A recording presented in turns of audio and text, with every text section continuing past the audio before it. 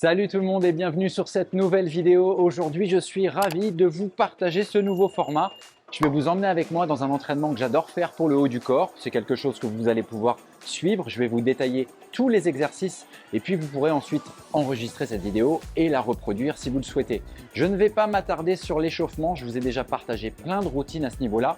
Si vous voulez un échauffement complet avant de commencer l'entraînement, cliquez en haut de votre écran, vous accéderez à une routine d'une quinzaine de minutes d'échauffement et vous pourrez ensuite revenir sur cette vidéo. On commence tout de suite par le premier exercice.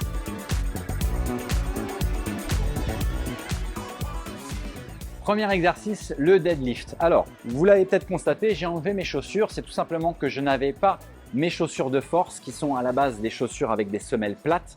Donc l'idéal, si vous n'avez pas ces chaussures-là avec vous, c'est de travailler pieds nus ou en chaussettes. Au moins, on n'aura pas de perte de force. Pour la mise en place, je vais d'abord ramener ma barre le long de mes tibias. Les pieds sont écartés, largeur de hanche et je veux respecter cet alignement entre mes chevilles, mes genoux, mes hanches et mes épaules.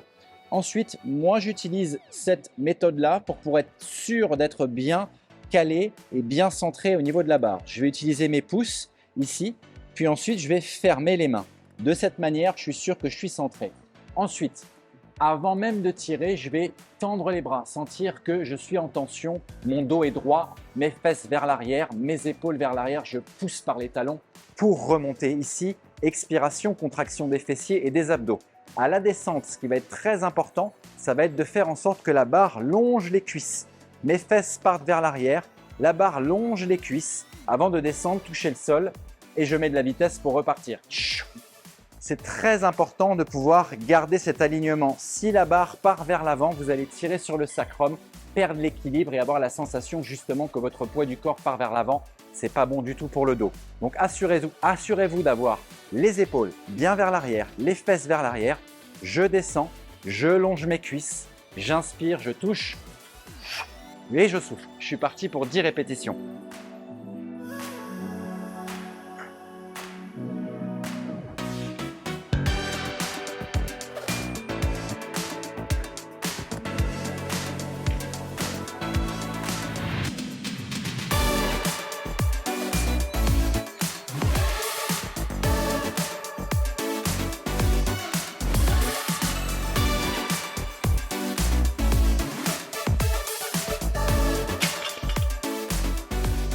Deuxième exo, le développé incliné avec haltère sur banc pour travailler la partie supérieure des pectoraux, l'insertion pec-épaule.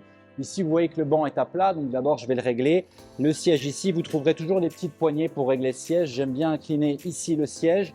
Et ici, je vais aller chercher un angle d'à peu près 15 degrés, 30 degrés grand maximum. Voilà, ici j'aime bien parce que c'est ce qui va vous permettre de travailler bien les pecs et surtout de ne pas trop compenser avec les épaules. Je vais m'asseoir.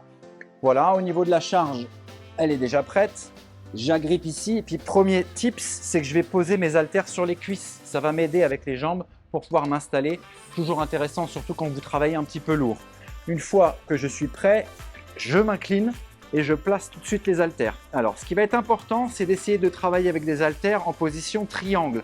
On ne veut pas avoir les haltères qui partent trop vers l'arrière ou encore moins trop vers l'avant. Donc, on va essayer de trouver une position de triangle. Je vais incliner ici mon dos comme si je voulais serrer le banc avec le haut de mon dos. Si le bas du dos est un peu cambré, c'est pas grave à partir du moment où vous vous sentez sécurisé. Je vais expirer pour remonter les haltères en haut et je vais garder cette forme de triangle un petit peu, d'accord? On ne veut pas avoir les haltères qui se cognent, sinon on va perdre l'équilibre et c'est pas très agréable pour les épaules. Et on veut surtout pas avoir les haltères qui partent ou trop vers l'avant ou trop vers l'arrière. On garde cette position. Je cambre vraiment ici, en tout cas j'exagère du moins la sortie des pectoraux, comme je vous le disais tout à l'heure, la sensation de resserrer le banc avec le haut du dos. Inspiration, je descends.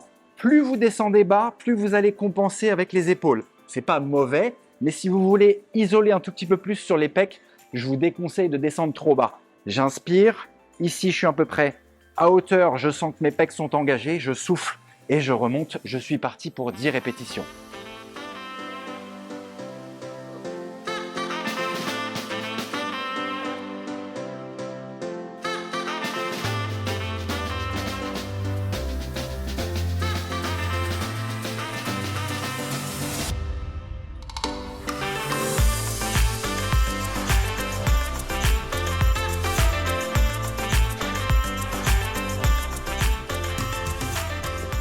On passe maintenant au bent over row avec barre en prise supination.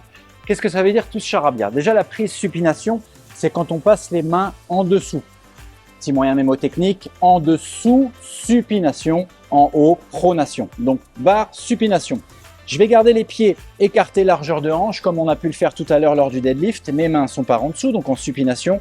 Puis, de cette position, une fois que j'ai un grip bien serré, je vais utiliser, si votre barre part du sol, exactement les mêmes points d'engagement que le deadlift. Le dos va être droit, bien engagé, je pousse par les cuisses pour me redresser. Ok, à partir du moment, là, on est stable. Ici, je vais aller chercher une inclinaison. L'inclinaison, elle peut être variable en fonction des gens et en fonction de votre ressenti au niveau du dos. Il y a des personnes qui aiment bien travailler vraiment très incliné, d'autres un peu moins. Dans tous les cas, l'important, c'est de sentir que vous n'avez pas de douleur au niveau du dos. Moi, ici, je sais que je suis très bien. L'engagement, comme vous pouvez le voir au niveau du dos, est exactement le même que lors d'un deadlift. Je resserre les omoplates, ma poitrine est sortie, les épaules restent basses. Je vais ensuite inspirer et tirer, ramener la barre vers le nombril avant de redescendre. C'est un excellent exercice pour travailler le postural, tous les muscles posturaux au niveau du dos. Là, je le sens bien. Et le fait qu'on ait la barre en supination me permet d'engager un maximum les biceps. Je dois être déjà à 5 répétitions et je vais partir sur 12 sur celui-là. Inspire quand tu tires, expire quand tu redescends. Et souffle ici.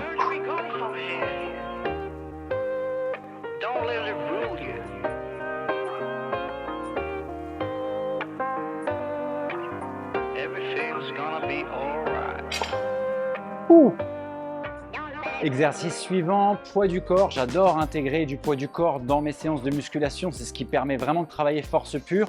On va combiner les pompes pour travailler les pecs, les triceps et évidemment stabilité des épaules. Et un combiné avec climbers pour engager les abdos. Ça se passe comme ça. Position de pompe, je vais prendre un tout petit peu plus écarté que la largeur de mes épaules. Et puis évidemment, comme n'importe quel type d'exercice de gainage supérieur, on veut s'assurer que les épaules sont dans l'alignement des mains. En gros, vous ne voulez pas avoir le corps qui part trop vers l'arrière ou encore moins trop vers l'avant. Juste dans l'alignement. Si bien sûr vous avez un souci au niveau des poignets, vous pouvez soit faire cet exercice sur les poings ou utiliser les poignées de confort qu'on peut voir souvent pour les pompes. Moi de mon côté, ça va ici, main à plat. Les pieds vont être écartés largeur de hanche. Je pars en rétroversion du bassin. On veut s'assurer de ne pas avoir le bas du dos trop cambré. Alors de mon côté, la cambrure est un peu naturelle comme beaucoup d'entre vous, donc on ne veut surtout pas l'exagérer, au contraire, rétroversion du bassin pour engager les abdos. Je pars tout d'abord en pompe, j'inspire à la descente, j'expire à la montée, puis ensuite je vais enchaîner genou droit ou genou gauche, peu importe, avant d'enchaîner de nouveau une pompe et partir de l'autre côté. Ce qui va être très très important, c'est de toujours garder cette stabilité-là. Donc poussez bien sur les abdos au moment où le genou remonte. Bien sûr, si c'est trop compliqué de faire la pompe classique, gardez la rétro du bassin, puis partez sur une pompe sur les genoux. Le reste du mouvement, je pousse sur les pointes de pied, je remonte le genou avant de repartir genou au sol, rétro du bassin, pompe et enchaîner de l'autre côté. Je suis parti comme d'habitude pour 10 répétitions, soit 10 pompes.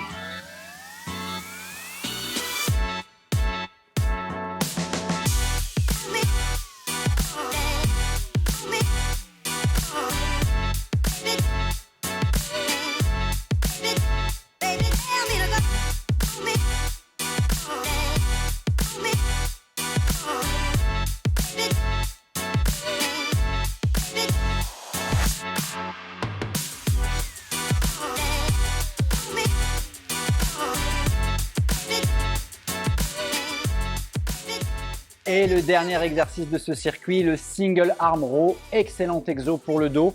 Et puis le fait de le travailler d'un côté puis de l'autre vous permet de concentrer 100% de votre force de chaque côté.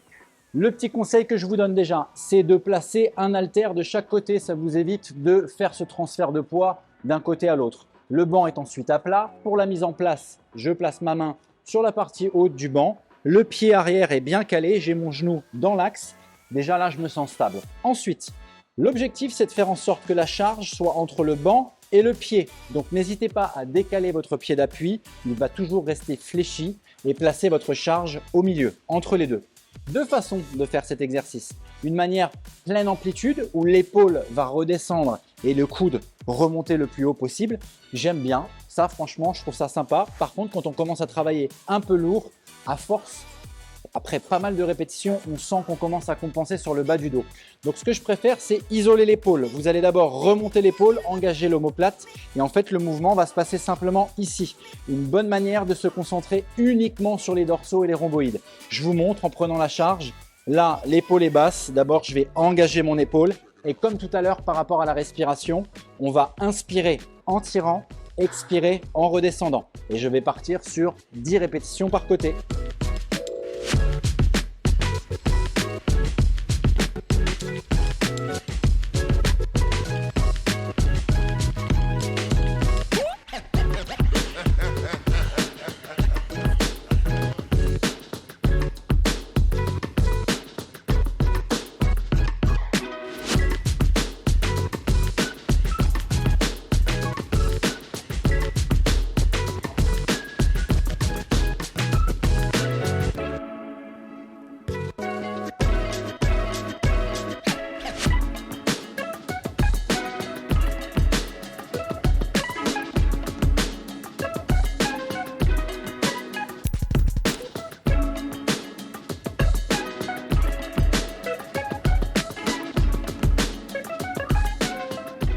Voilà, j'espère que cette vidéo vous a plu. N'hésitez pas à mettre un petit pouce, à vous abonner à ma page si ce n'est pas déjà fait et évidemment me poser des questions en commentaire si besoin.